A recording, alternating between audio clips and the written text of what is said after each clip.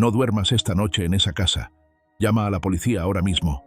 Esas fueron las palabras exactas que me dijo el doctor González mientras temblaba sosteniendo los resultados de los exámenes de mi hijo. Pero para entender por qué un médico con 30 años de experiencia temblaba de miedo al ver esos resultados, tengo que contarles cómo empezó todo esto. Pero antes de continuar, comenta aquí de qué ciudad o país estás viendo esta historia. Me encanta saber de dónde me escuchan. Aprovecha y deja tu like, porque esta historia te va a atrapar hasta el final. Mi nombre es don Arturo Méndez. Tengo 68 años. Y durante los últimos 8 años he dedicado cada minuto de mi vida a cuidar a mi hijo Sebastián, quien supuestamente quedó paralizado de la cintura para abajo después de un accidente automovilístico. 8 años lavándolo, vistiéndolo, cocinándole, llevándolo al baño. 8 años durmiendo 4 horas por noche porque tenía que darle vuelta cada 2 horas para evitar llagas. 8 años sacrificando mi salud, mi pensión, mi vida entera. Todo comenzó en 2016. Sebastián tenía 32 años, trabajaba como contador y vivía en su propio departamento. Una noche recibí la llamada que ningún padre quiere recibir. Señor Méndez, su hijo tuvo un accidente. Venga al Hospital General de México inmediatamente. Cuando llegué al hospital, los doctores me dijeron que Sebastián había chocado contra un poste a alta velocidad, lesión en la médula espinal, parálisis permanente de la cintura para abajo. Lo siento mucho, señor Méndez, me dijo el neurocirujano aquella noche. Su hijo nunca volverá a caminar. Mi mundo se derrumbó. Mi único hijo, mi Sebastián, condenado a una silla de ruedas para siempre. Pero yo soy su padre. Los padres no abandonan a sus hijos cuando más los necesitan. Vendí mi taxi, el que había manejado durante 25 años. Usé todo mi ahorro para comprar una silla de ruedas eléctrica marca Sunrise Medical de 28,000 pesos, adaptaciones para la casa, y lo traje a vivir conmigo. Mi departamento en la colonia Roma Norte era pequeño, apenas 2 cuartos, pero lo convertí en un hospital. Rampas en todas las entradas, barras en el baño, cama especial, todo lo que necesitaba. Sebastián estaba devastado al principio. Lloraba todas las noches. Papá, preferiría estar muerto, me decía. Y yo lo abrazaba y le decía que juntos íbamos a salir adelante. Los primeros meses fueron los más difíciles. Aprendí a cambiar pañales de adulto, a darle fisioterapia, a cocinar comidas especiales. Mi espalda empezó a dolerme por cargarlo. Mis manos desarrollaron artritis. Pero nunca me quejé. Mi vecina, doña Lupita, una señora de 72 años que vivía en el departamento de al lado, a veces me ayudaba. Don Arturo, usted es un santo, me decía. No todos los padres harían lo que usted hace. No soy un santo, doña Lupita. Soy solo un padre cuidando a su hijo. Con el tiempo, Sebastián empezó a mejorar emocionalmente. Comenzó a trabajar desde casa haciendo contabilidad por internet. Al menos puedo contribuir con algo, papá, me decía. Yo estaba orgulloso de él. A pesar de su discapacidad, seguía siendo productivo. O eso pensaba yo. La pensión por invalidez que recibía Sebastián era de 4,500 pesos mensuales. No era mucho, pero ayudaba. Yo vivía de mi pensión como taxista, apenas 3,200 pesos al mes. Entre los dos sobrevivíamos. Las mañanas siempre eran iguales. Me levantaba a las 6, preparaba el desayuno, lo bañaba, lo vestía, lo sentaba en su silla. Después yo salía a hacer las compras o a mis citas médicas, y él se quedaba trabajando en su computadora. Papá, no te preocupes por mí, estaré bien, ve a hacer tus cosas, me decía siempre con una sonrisa. Sebastián era un buen hijo. Nunca se quejaba, siempre me agradecía, me trataba con cariño. Por eso nunca sospeché nada. Pero hubo señales, pequeñas cosas que no entendía. Como aquella mañana de marzo del año pasado, cuando regresé de la farmacia a Guadalajara y encontré la taza de café que había dejado en la mesa de centro, ahora estaba en la mesa del comedor. Sebastián, ¿moviste tu taza? No, papá. Debe ser que tú la pusiste ahí y no te acuerdas. Tenía razón. A mis 67 años mi memoria ya no era tan buena. O como aquella tarde cuando doña Lupita me comentó casualmente: «Oiga, don Arturo, anoche vi luz en su departamento a las 3 de la mañana. ¿Todo bien?» Sebastián a veces no puede dormir por el dolor. Le expliqué. «Ay, pobrecito. Qué difícil debe ser para él. O como los pequeños retiros de 500 pesos que aparecían en la cuenta bancaria de Sebastián a altas horas de la noche. Cuando le pregunté, me dijo que eran compras en línea para sus necesidades. Papá, a veces necesito cosas y las compro por internet mientras tú duermes para no molestarte. Todo tenía sentido. O eso pensaba yo. También estaba el hecho de que Sebastián siempre insistía en saber exactamente a qué hora iba a regresar de mis salidas. Papá, ¿a qué hora vas a volver? En 2 horas, hijo. ¿Seguro? ¿No vas a tardar más? No, hijo. ¿Por qué? Solo para saber, papá. Para no preocuparme. Pensé que era porque me extrañaba o porque le daba ansiedad estar solo. Nunca imaginé la verdadera razón. Pero de todo eso les hablaré después. Porque la historia que voy a contarles hoy no es solo sobre un padre que cuidó a su hijo paralítico durante 8 años. Es sobre cómo descubrí la verdad más horrible que un padre puede descubrir. Y todo comenzó con una simple revisión médica que cambió mi vida para siempre. Hace 3 meses, en julio de este año, empecé a notar cosas más extrañas. Cosas que ya no podía explicar tan fácilmente. Un martes por la mañana, mientras limpiaba el departamento, encontré una marca de zapato en el tapete de la sala. Una marca fresca, con lodo seco. Sebastián, ¿entraron visitas ayer? No, papá. ¿Por qué? Es que hay una marca de zapato con lodo aquí en el tapete. Ah, debe ser de cuando los de la luz vinieron a revisar el medidor la semana pasada. Pero yo había lavado ese tapete hacía apenas 3 días.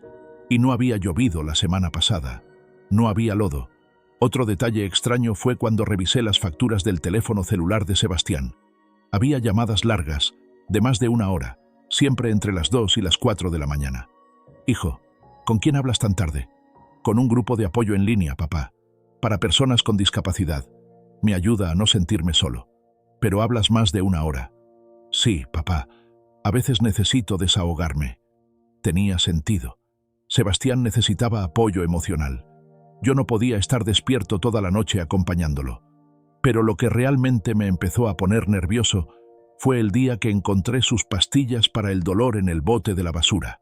Sebastián tomaba Tramadol 50 mg, 2 pastillas cada 8 horas para el dolor crónico que supuestamente sentía en las piernas.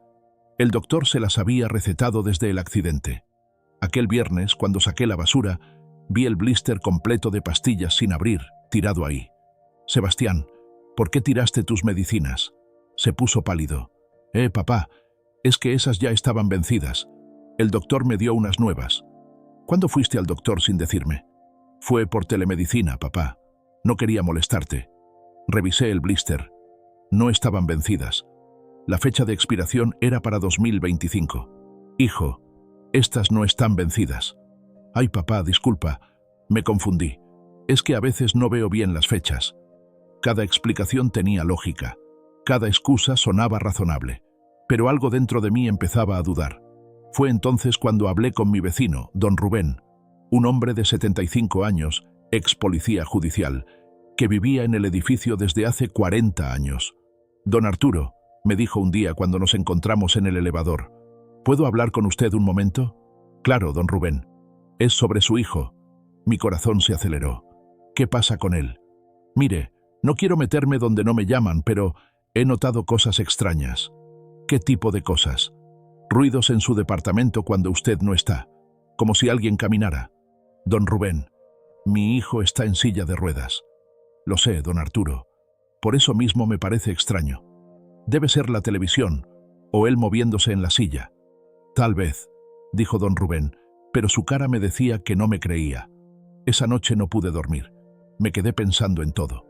La taza movida, la luz a las 3 de la mañana, los retiros nocturnos, la marca de zapato, las llamadas largas, las pastillas tiradas, los ruidos. Estoy volviéndome paranoico, me dije a mí mismo. Sebastián es mi hijo. Está paralizado. ¿Qué podría estar ocultándome? Pero la duda ya estaba plantada en mi cabeza, como una semilla venenosa. Al día siguiente, decidí hacer algo que nunca había hecho antes. Algo de lo que todavía me siento culpable. Cuando Sebastián se quedó dormido esa tarde, tomé su teléfono celular. Sabía su contraseña. Era mi fecha de cumpleaños. Siempre me había dicho que la usaba para recordarme que yo era lo más importante en su vida. Abrí su WhatsApp. Había conversaciones normales con antiguos compañeros de trabajo, con su doctor, con algunos amigos, pero había un chat que me llamó la atención. Un contacto guardado como BT. Abrí la conversación. Los mensajes me helaron la sangre. ¿A qué hora se va tu papá mañana? A las 10. Va al doctor. Perfecto. Llego a las 10:30. Te extraño. Yo también, mi amor. Mi amor. Sebastián tenía novia. Una novia que venía a visitarlo cuando yo no estaba. Pero, ¿cómo era posible? Él estaba en silla de ruedas. ¿Cómo podía tener una relación así sin que yo lo supiera? Seguí leyendo los mensajes, retrocediendo semanas, meses. ¿Tu papá sospecha algo? No. Sigue pensando que no puedo mover las piernas. ¿Cuánto tiempo más vamos a seguir con esto? El tiempo que sea necesario. Mientras él me mantenga. Leí esa última frase 3 veces. Mientras él me mantenga. Mis manos temblaban tanto que casi se me cae el teléfono. No podía estar leyendo lo que estaba leyendo. Sigue pensando que no puedo mover las piernas. ¿Qué significaba eso? ¿Que sí podía moverlas? ¿Que había estado mintiendo todo este tiempo? No. Era imposible. Los doctores habían diagnosticado parálisis permanente. Había visto los rayos X, los estudios de resonancia magnética. Pero entonces recordé algo. Recordé que los últimos estudios se los habían hecho hace 5 años. Desde entonces, solo iba a chequeos rutinarios con el doctor de cabecera, quien solo revisaba su presión y le renovaba las recetas. Nunca habíamos vuelto con el neurocirujano. Sebastián siempre decía que no tenía caso, que la parálisis era permanente, que solo era gastar dinero. Papá, ¿para qué ir con especialistas si ya sabemos que nunca voy a caminar? Mejor ese dinero lo usamos para otras cosas. Y yo le había creído, porque confiaba en mi hijo. Escuché ruido en su cuarto. Se estaba despertando. Rápidamente cerré el teléfono y lo puse de vuelta en su mesa de noche. Cuando entré a su cuarto, él me sonrió como siempre. «Hola, papá. ¿Qué hiciste mientras dormía?» «Nada, hijo. Solo vi televisión». «¿Estás bien? Te ves pálido». «Estoy bien, solo un poco cansado». Esa noche, mientras Sebastián dormía, tomé una decisión. Necesitaba saber la verdad, y había solo una forma de saberla. Al día siguiente, sin decirle nada a Sebastián, llamé al Hospital General de México y pedí una cita urgente con un neurólogo. No con su doctor de cabecera, sino con un especialista nuevo. Necesito que revisen a mi hijo. Quiero una segunda opinión. ¿Cuál es el padecimiento? Parálisis de la médula espinal. Pero quiero estudios completos nuevos. La cita quedó para 2 semanas después. 2 semanas que se sintieron como 2 años. Durante esos días, observé a Sebastián con otros ojos. Cada movimiento, cada palabra, cada gesto, buscando señales de que me estaba mintiendo. Y lo que encontré me aterrorizó más de lo que jamás imaginé. Durante esos 14 días antes de la cita con el neurólogo, decidí hacer algo que jamás pensé que haría. Algo que me hacía sentir como un traidor, pero que necesitaba hacer. Contraté a un detective privado. Su nombre era Ramírez, un hombre serio de unos 50 años que trabajaba en una pequeña oficina cerca del Metro Insurgentes. Don Rubén me lo había recomendado. «Don Arturo», me dijo cuando le expliqué mi situación, «entiendo por qué duda. Los mensajes que encontró son muy sospechosos. ¿Usted cree que mi hijo me esté mintiendo sobre su parálisis? No puedo asegurarlo sin investigar, pero he visto casos similares. Fraude de pensión por invalidez. Es más común de lo que la gente piensa». ¿Fraude? Pero el accidente fue real. Yo estuve en el hospital. El accidente pudo ser real, don Arturo, pero la parálisis permanente puede ser exagerada. ¿Qué necesita de mí? Su horario de salidas. Necesito saber cuándo usted no está en casa para poder vigilar qué hace su hijo. Le di toda la información. Los martes y jueves salía a mis citas médicas de 10 a 1. Los viernes iba al mercado de 9 a 12. Los domingos visitaba a mi hermana de 11 a 4. Perfecto. Le daré un reporte en una semana. Esa semana fue la más larga de mi vida. Cada vez que miraba a Sebastián, me preguntaba si todo había sido una mentira. 8 años de mi vida dedicados a cuidarlo. ¿Para qué? ¿Para que él pudiera vivir cómodamente sin trabajar? El martes, cuando salí supuestamente a mi cita médica, el detective Ramírez estaba estacionado frente al edificio en un coche discreto. Yo me fui, pero a las 2 cuadras me bajé del taxi y esperé su llamada. A las 10:45 sonó mi celular. Don Arturo, no va a creer lo que acabo de ver. ¿Qué? Su hijo acaba de levantarse de la silla de ruedas y está caminando por el departamento. Perfectamente. Sin ningún problema. Sentí que el mundo se me venía abajo. Una cosa era sospechar. Otra muy diferente era tener la confirmación. ¿Está seguro? Completamente. Lo estoy grabando ahora mismo. Está preparando café en la cocina, caminando normalmente. Dios mío. Espere, hay más. Acaba de llegar alguien. Una mujer joven, de unos 30 años. Entró con llave propia. La novia. Susurré. Ahora están... Bueno, están besándose. No podía respirar. Mi hijo, mi Sebastián, había estado mintiéndome durante 8 años, fingiendo una parálisis, dejándome bañarlo, vestirlo, cargarlo, sacrificar mi salud y mi dinero por él. ¿Qué quiere que haga, don Arturo? Grabe todo lo que pueda. Durante las siguientes horas, el detective Ramírez documentó la vida secreta de mi hijo. Fotos, videos, grabaciones de audio. Todo. Sebastián caminando, cocinando, bailando con su novia, riendo, viviendo una vida completamente normal mientras yo no estaba. Cuando regresé a casa a la 1 p.m., Sebastián estaba en su silla de ruedas como siempre, con cara de aburrido viendo televisión. «Hola, papá. ¿Cómo te fue en el doctor?» «Bien, hijo. Todo bien». «¿Te dijeron algo nuevo?» «No, solo lo de siempre. La presión alta, el colesterol». Actuaba perfectamente, como si nada, como si no acabara de pasar las últimas 3 horas caminando y besándose con su novia. Esa noche, cuando él se durmió, revisé el informe completo que me había mandado Ramírez por correo electrónico. Las fotos eran indiscutibles. Sebastián de pie, sin silla, con las piernas perfectamente funcionales. Videos de él subiendo y bajando escaleras dentro del departamento para ejercitarse. Grabaciones de audio de conversaciones con su novia. «Ya casi cumplimos 8 años», decía en una grabación. 8 años que el viejo me mantiene sin hacer nada. «¿No te sientes mal?», preguntaba la mujer. «¿Por qué habría de sentirme mal? Él quiere ser el padre héroe. Yo solo le estoy dando ese gusto. ¿Y cuándo vas a decirle la verdad?» «¿La verdad? Nunca. Esto está muy cómodo. No pago renta, no compro comida, tengo pensión por invalidez, trabajo desde casa sin que nadie sepa. ¿Por qué arruinarlo? ¿Y si te descubre? No lo hará. Es viejo y confiado. Nunca sospecha nada». Apagué la computadora. No podía escuchar más. Las lágrimas corrían por mi cara. No eran lágrimas de tristeza, eran lágrimas de rabia. Al día siguiente contraté a Ramírez para otra semana de vigilancia. Necesitaba saber más. Necesitaba entender el alcance de la traición. Lo que descubrió fue aún peor. Sebastián no solo estaba fingiendo su parálisis, estaba robándome dinero. Ramírez investigó sus cuentas bancarias y descubrió que los retiros nocturnos que yo había visto no eran para compras en línea. Eran transferencias a una cuenta secreta que Sebastián tenía con su novia. En 8 años había acumulado 432.000 pesos de la pensión por invalidez, más otros 180.000 pesos que había estado sacando poco a poco de mi cuenta usando mi tarjeta cuando yo dormía. Más de $500.000 de pesos. Dinero que debería haber sido para sus cuidados médicos, para adaptaciones de la casa, para su futuro. Pero había más.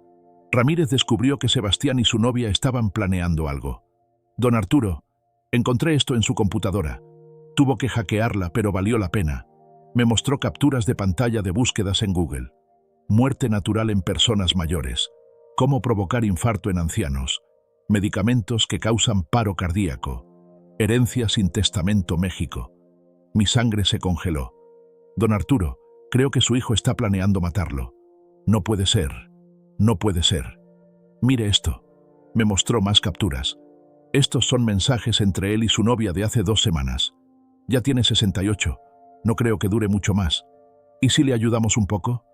¿Cómo? Sus pastillas para la presión. Podemos cambiarlas por placebos. Sin esas pastillas, en unos meses le va a dar un infarto. ¿Y nadie sospechará? Es viejo, tiene presión alta, es muerte natural. Ramírez, tengo que ir a la policía. Todavía no, don Arturo. Necesitamos más pruebas. Esto es solo evidencia circunstancial. Necesitamos algo más concreto. ¿Qué puede ser más concreto que planear mi asesinato? Necesitamos prueba de que él realmente puede caminar. Prueba médica. Los videos ayudan, pero un doctor necesita confirmarlo oficialmente. Tengo cita con el neurólogo en 3 días. Perfecto. Cuando el doctor confirme que su hijo no está paralizado, entonces vamos con la policía con todo el paquete. Fraude, robo, intento de homicidio. Esos 3 días fueron una tortura. Cada vez que Sebastián me sonreía, yo pensaba en los mensajes. Cada vez que le daba sus medicinas, pensaba en cómo planeaba dejarme morir. Pero actué como si nada, porque necesitaba que la verdad saliera a la luz de la manera correcta. La noche antes de la cita médica, mientras Sebastián dormía, entré a su cuarto y lo miré. «¿Quién eres?», susurré. «¿Quién es este hombre que dejó que su padre lo bañara, lo vistiera, lo cuidara durante 8 años, cuando podía hacerlo solo perfectamente?» No dormí esa noche.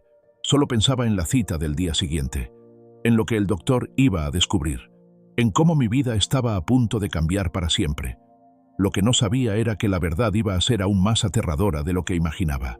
El día de la cita llegó. Era un miércoles de septiembre. Le dije a Sebastián que teníamos cita de rutina con su doctor de cabecera, pero en realidad íbamos con el doctor González, un neurólogo especialista del Hospital General de México. «¿Por qué tenemos que ir hasta allá, papá? Mi doctor está aquí cerca». «Tu doctor está de vacaciones, hijo. Nos mandó con un colega. No me avisaste». «Se me olvidó. Ya sabes cómo está mi memoria». Sebastián se puso tenso, pero no dijo nada más.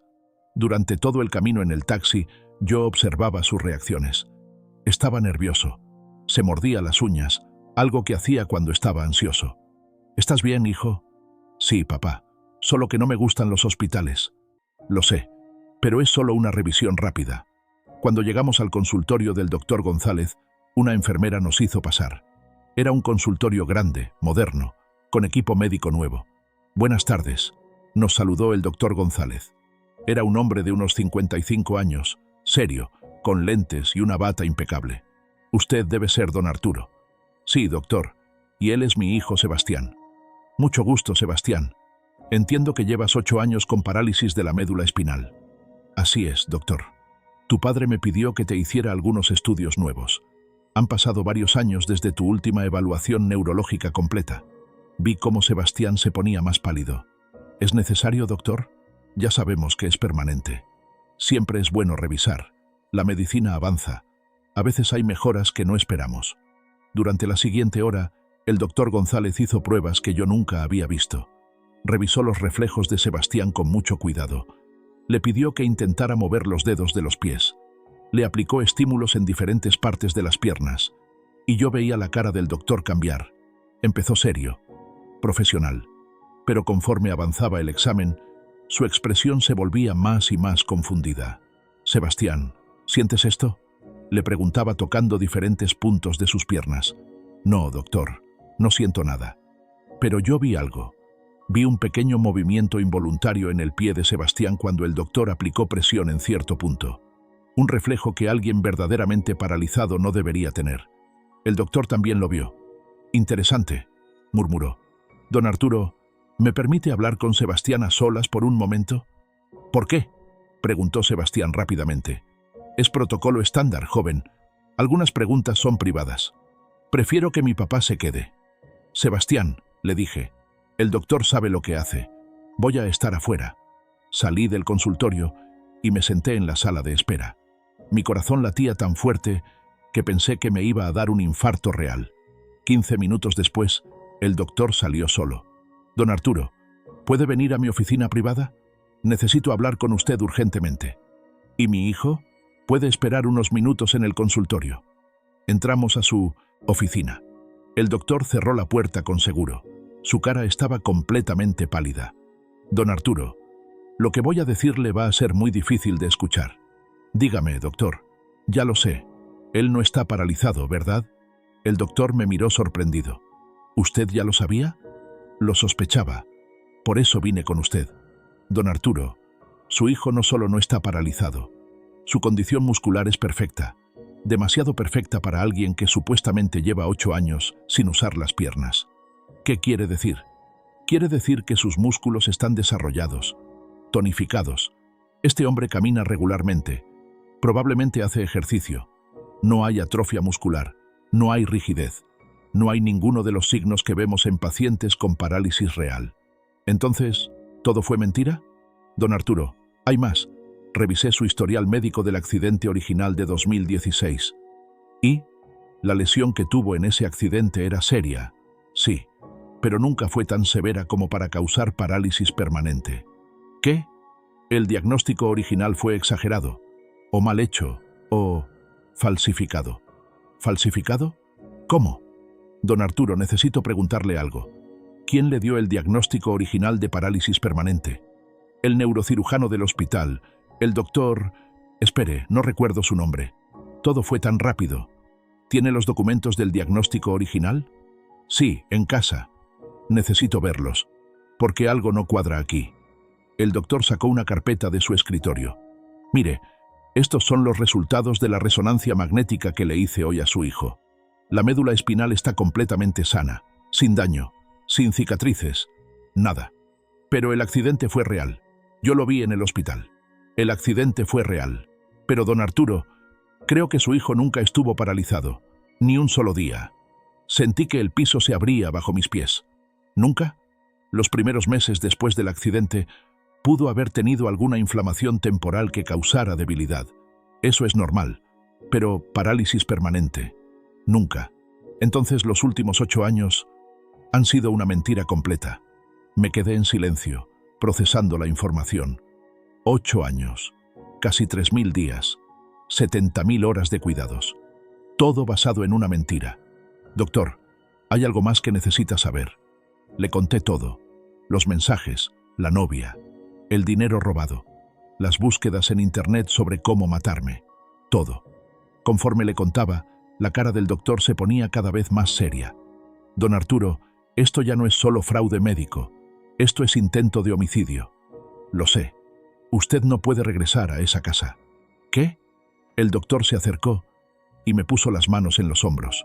Estaba temblando. Don Arturo, escúcheme bien. Su hijo está planeando matarlo. Tiene los medios, tiene el motivo y tiene la oportunidad. Usted no puede volver a esa casa. ¿Pero a dónde voy a ir? A la policía, ahora mismo, con toda esta evidencia. ¿Y si no me creen? Don Arturo. El doctor sacó una grabadora pequeña de su bolsillo. Le pedí permiso a su hijo para grabar la consulta por motivos médicos. Él aceptó, y en esa grabación, él me mintió directamente sobre sus síntomas. Cuando le pregunté si podía sentir ciertos estímulos, dijo que no. Pero sus reflejos demostraron que sí los sintió. ¿Eso es evidencia suficiente?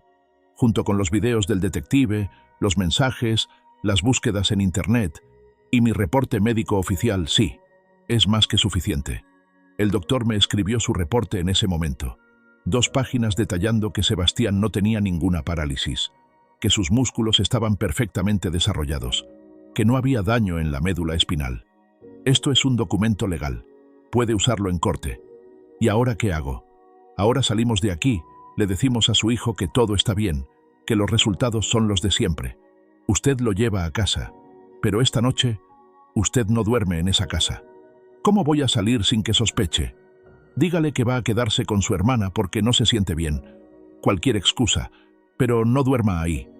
Y después, llama a la policía, les entregas toda la evidencia y ellos se encargan. Salimos de la oficina. Sebastián seguía en el consultorio con cara de angustia. ¿Todo bien, doctor?, me preguntó cuando entramos. Todo bien, Sebastián. Los estudios se ven iguales que siempre. La parálisis sigue siendo la misma. Vi cómo se relajaba.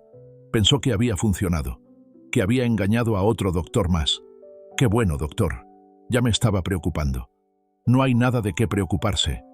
En el camino a casa, Sebastián estaba de mucho mejor humor. ¿Ves, papá? Te preocupas de más. Todo está bien. Sí, hijo. Tienes razón.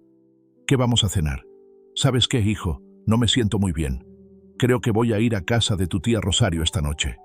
Sebastián se tensó inmediatamente. ¿Por qué? Me duele mucho la cabeza. No quiero molestarte con mis quejas. No me molestas, papá. Lo sé, hijo, pero prefiero ir con Rosario. Ella puede cuidarme si me pongo peor. ¿Cuándo vas a regresar? Mañana, probablemente. Lo dejé en casa. Lo ayudé a meterse en la cama, como siempre. como lo había hecho miles de veces durante 8 años. Pero esta vez, sabiendo la verdad. Descansa, hijo. Tú también, papá.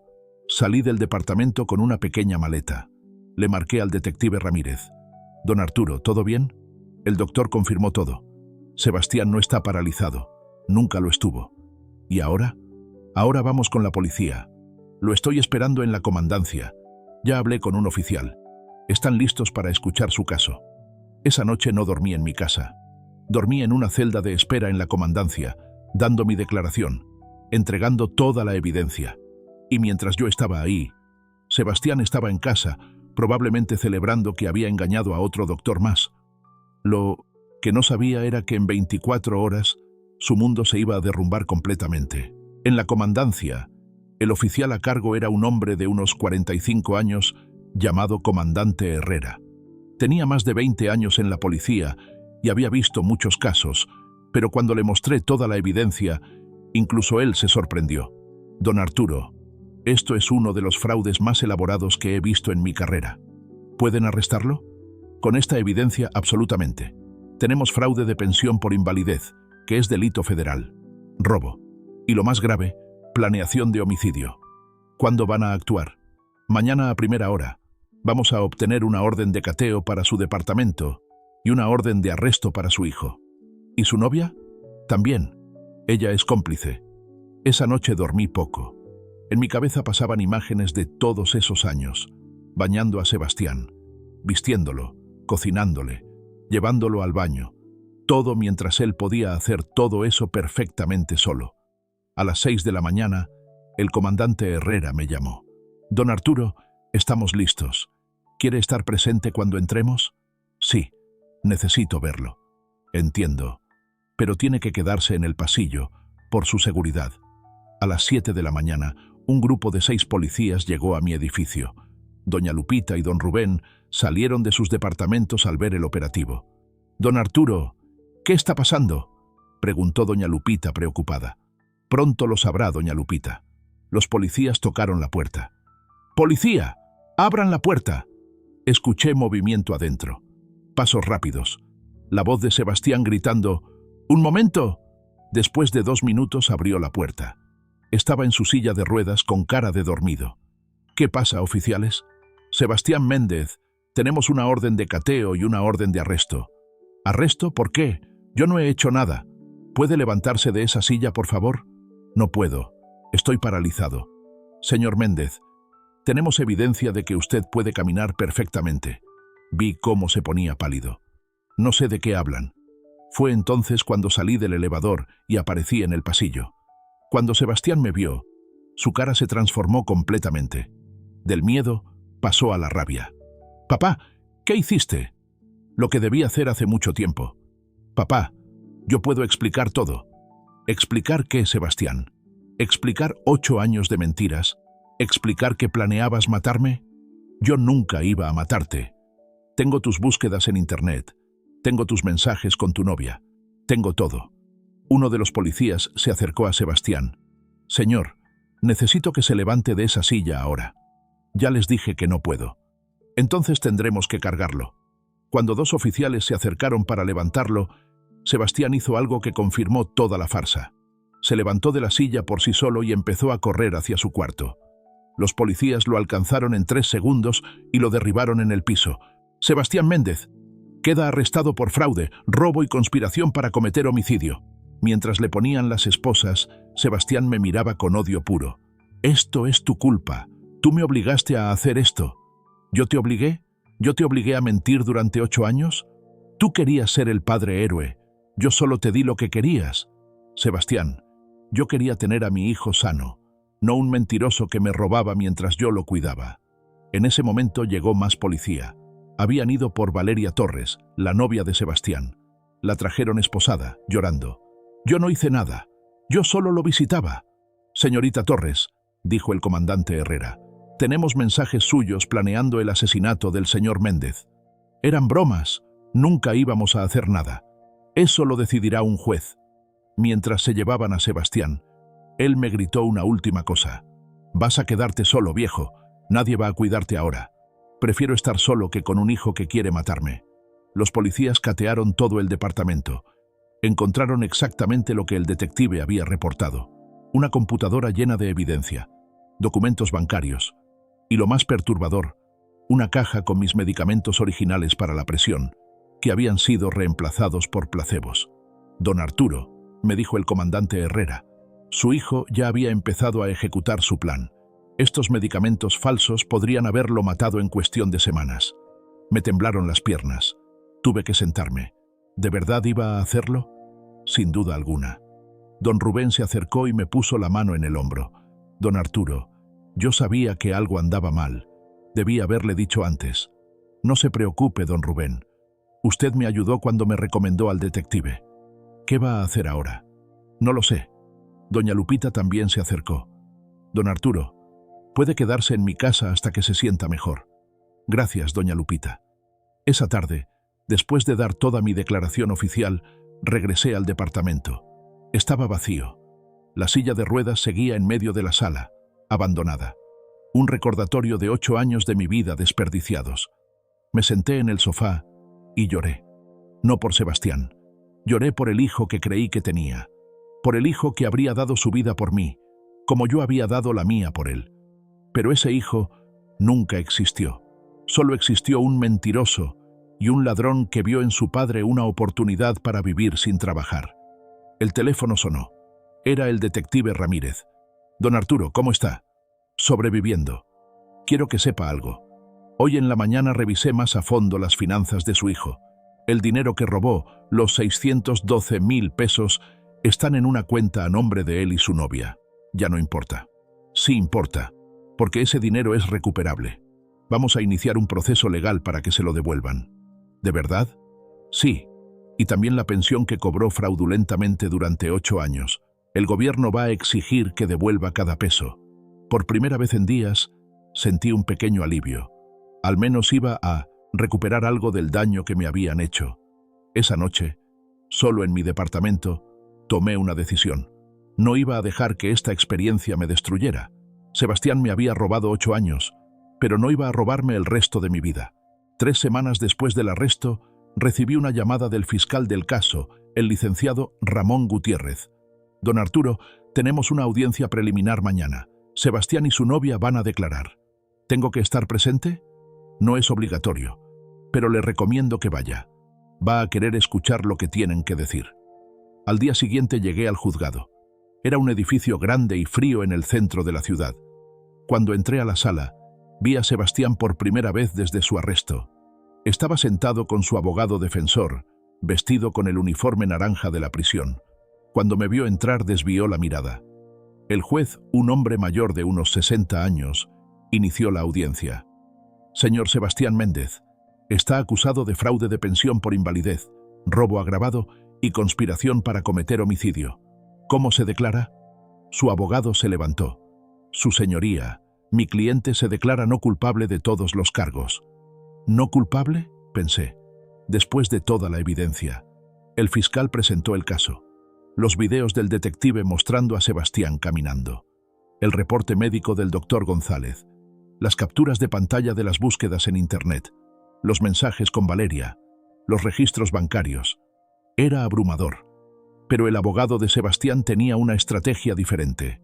Su señoría, mi cliente admite que puede caminar, pero alega que desarrolló esta capacidad gradualmente durante los últimos 2 años, sin darse cuenta. Un caso de recuperación espontánea que él mismo no comprendía. ¿Recuperación espontánea?, dijo el fiscal incrédulo. ¿Por eso nunca le dijo a su padre? ¿Por eso seguía cobrando la pensión por invalidez? Mi cliente estaba confundido, asustado de perder su única fuente de ingreso. ¿Y los mensajes planeando asesinar a su padre? Eran fantasías, su señoría. Conversaciones sin intención real. Mi cliente nunca habría hecho daño a su padre. Entonces, ¿por qué cambió sus medicamentos por placebos?, preguntó el juez. Sebastián finalmente habló. Yo no hice eso, su señoría. Fue Valeria. Ella estaba obsesionada con la idea de que heredaríamos el departamento. Valeria, que estaba sentada del otro lado de la sala, se levantó furiosa. ¡Mentiroso! Todo fue idea tuya. Tú dijiste que tu papá era un estorbo. ¡Cállate!, le gritó Sebastián. El juez golpeó su mazo. Orden en la sala. El fiscal aprovechó el momento. Su señoría, como puede ver, los acusados se están culpando mutuamente. Pero la evidencia demuestra que ambos participaron activamente en el fraude y la planeación del homicidio. El juez revisó los documentos por varios minutos. He visto suficiente. Los acusados permanecerán en prisión preventiva hasta el juicio formal. La fianza queda negada debido a la gravedad de los cargos y el riesgo de fuga. Cuando salía de la sala, Sebastián me llamó. «Papá, papá, espera». Me detuve pero no me volteé. «Papá, por favor, sácame de aquí. Yo soy tu hijo». Esa última frase me hizo voltear. Lo miré directamente a los ojos. «Mi hijo murió hace 8 años cuando decidió mentirme. Tú eres un extraño que vivió en mi casa robándome. Papá, por favor, te lo suplico. Sebastián, durante 8 años yo te supliqué cosas. Te supliqué que me dijeras si necesitabas algo. Te supliqué que confiaras en mí. Y tú me mentiste cada día. Cometí un error». «No cometiste un error, Sebastián. Tomaste miles de decisiones conscientes durante 8 años para mantener una mentira». Los guardias empezaron a llevárselo. Sebastián lloraba, gritando mi nombre. Salí del juzgado sintiéndome vacío. Afuera me esperaba don Rubén. «¿Cómo le fue, don Arturo? Van a seguir en prisión hasta el juicio. ¿Y usted cómo está?» «Cansado, don Rubén, muy cansado. Venga, lo invito a un café». Fuimos a un café cerca del juzgado. Don Rubén pidió 2 cafés negros. «Don Arturo, ¿puedo decirle algo?» «Claro. Usted hizo lo correcto. Sé que duele, pero lo correcto rara vez es fácil». «¿Usted cree?» «Sé que sí. Yo tuve un hijo también. Murió hace 10 años en un accidente real, y daría lo que fuera por tenerlo un día más. Pero si mi hijo hubiera hecho lo que hizo el suyo, yo habría hecho exactamente lo mismo». «Gracias, don Rubén». 2 meses después llegó el juicio formal. Esta vez fue más rápido. El abogado de Sebastián trató de negociar un acuerdo. «Su señoría, mi cliente está dispuesto a declararse culpable de fraude si retiran los cargos de intento de homicidio». «¿El fiscal está de acuerdo?», preguntó el juez. «No, su señoría. La evidencia de intento de homicidio es clara. Los medicamentos fueron cambiados. Las búsquedas en Internet son explícitas». El juez sentenció: «Sebastián Méndez, lo declaro culpable de fraude de pensión por invalidez, robo agravado y conspiración para cometer homicidio. Lo condeno a 12 años de prisión. Además, deberá devolver los 432.000 pesos cobrados fraudulentamente de la pensión, más los 180.000 pesos robados de las cuentas de su padre, más intereses y multas. Valeria Torres, cómplice en los mismos delitos. 6 años de prisión y devolución solidaria del dinero robado». Cuando salí del juzgado ese día, sentí algo que no había sentido en meses: alivio. El detective Ramírez me llamó esa noche. «Don Arturo, hay algo más que debe saber». «¿Qué cosa?» «Investigué más sobre el accidente original de su hijo en 2016. ¿Quiere saber la verdad?» «Dígame». «El accidente fue real, pero Sebastián solo tuvo lesiones menores. El doctor que firmó el diagnóstico de parálisis permanente era amigo suyo de la universidad. Le pagó 50.000 pesos para falsificar el reporte médico». «¿Qué?» «Todo fue planeado desde el principio, don Arturo. Él nunca estuvo paralizado. Ni un solo día. Fingió desde el hospital». Me senté lentamente. «¿Todo fue actuación?» «Todo. Incluso cuando usted lo visitó en el hospital aquella primera noche, él ya estaba planeando la farsa. ¿Y el doctor que falsificó el reporte? Ya fue arrestado también. Fraude médico. Perderá su licencia y irá a prisión». Colgué el teléfono y me quedé mirando la pared. 8 años. 3.000 días. Todo planeado desde el primer momento. Pero ya no iba a dejar que eso me destruyera. Tenía 68 años. Sebastián me había robado 8 años, pero me quedaban muchos más por vivir. Y esta vez los iba a vivir para mí. 1 año después del juicio, mi vida había cambiado completamente. Con el dinero recuperado de Sebastián, más la compensación que me dio el gobierno por el fraude, pude remodelar mi departamento. Quité todas las rampas, las barras del baño, todo lo que me recordaba aquellos 8 años. También empecé a hacer cosas que nunca había podido hacer mientras cuidaba a Sebastián. Me inscribí en un grupo de baile para adultos mayores en el centro comunitario. Conocí a gente nueva, hice amigos. Doña Lupita se convirtió en mi mejor amiga. Cenábamos juntos 2 veces por semana. Don Rubén también se unía a veces. Formamos un pequeño grupo de amigos que se apoyaban mutuamente. «Don Arturo», me dijo doña Lupita un día, «se ve usted 10 años más joven». Me siento 10 años más joven. ¿Ha sabido algo de Sebastián? Me escribe cartas desde la prisión. No las leo, las tiro todas. ¿Ni siquiera tiene curiosidad? No, doña Lupita. Ese capítulo de mi vida está cerrado. Pero la verdad era más complicada que eso. Sí había leído una de sus cartas, una que llegó 6 meses después del juicio. Papá, sé que no merezco tu perdón. Sé que lo que hice fue imperdonable. Pero quiero que sepas que todos los días pienso en ti. Todos los días me arrepiento de cada mentira, de cada minuto que te robé. La prisión me ha dado tiempo para pensar en el hombre en el que me convertí, y me avergüenza. No te pido que me perdones, solo te pido que sepas que tu hijo, el verdadero, el que criaste con amor, todavía está aquí en algún lugar. Perdido, pero aquí. Te amo, papá. Sebastián. La guardé. No sé por qué. Tal vez algún día la volvería a leer, pero no ese día. El doctor González me invitó a dar una plática en el hospital sobre mi experiencia. Quería usarla para entrenar a médicos jóvenes sobre cómo detectar fraude médico. Don Arturo, su caso va a ayudar a salvar a otras personas de pasar por lo mismo. Si mi historia sirve para algo bueno, entonces adelante. En la plática conté todo. Los doctores jóvenes estaban sorprendidos. ¿Cómo pudo mantener la mentira durante tanto tiempo?, preguntó una doctora joven. Porque yo quería creer, respondí. Esa es la verdad. Cuando amas a alguien, quieres creer lo mejor de ellos, y eso te hace ciego a las señales. ¿Qué señales debió haber visto? Los músculos demasiado desarrollados, los reflejos presentes, la resistencia a ver especialistas, pero más que nada, debí haber confiado en mi instinto. Hubo muchos momentos en que algo me decía que algo andaba mal, pero lo ignoré. Después de la plática, varios doctores se me acercaron para agradecerme. Don Arturo, usted es muy valiente por compartir esto. No soy valiente, solo soy un viejo que aprendió una lección muy cara. Una tarde, mientras tomaba café en mi terraza, llegó el detective Ramírez. Don Arturo, tengo noticias.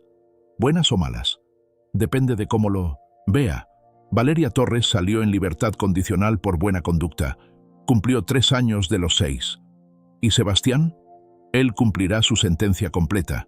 Le negaron la libertad anticipada porque se descubrió que trató de orquestar otro fraude desde la prisión. ¿Otro fraude? Intentó convencer a otros presos de fingir discapacidades para cobrar pensiones cuando salieran. Las autoridades lo descubrieron. Negué con la cabeza. Nunca aprenderá. Algunos nunca lo hacen, don Arturo. La vida siguió. Los meses se convirtieron en años. En mi cumpleaños número 70, doña Lupita organizó una fiesta sorpresa con todos los vecinos del edificio.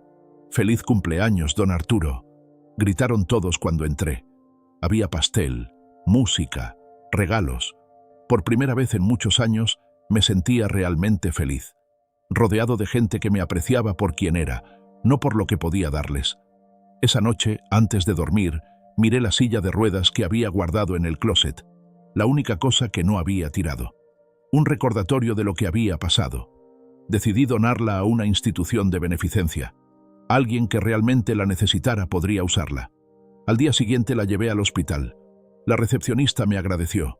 Don Arturo, esto ayudará mucho a nuestros pacientes. Me alegro de que le sirva a alguien que realmente lo necesite. Cuando salí del hospital, me sentí más ligero, como si finalmente hubiera cerrado ese capítulo de verdad. Caminé por el parque cercano. El sol brillaba, los pájaros cantaban, y por primera vez en 11 años, caminé sin el peso de cuidar a alguien que nunca lo necesitó. Hoy tengo 72 años. Han pasado 4 años desde aquella mañana en que el doctor González me dijo: «No duermas esta noche en esa casa. Sebastián sigue en prisión. Le quedan 8 años más por cumplir».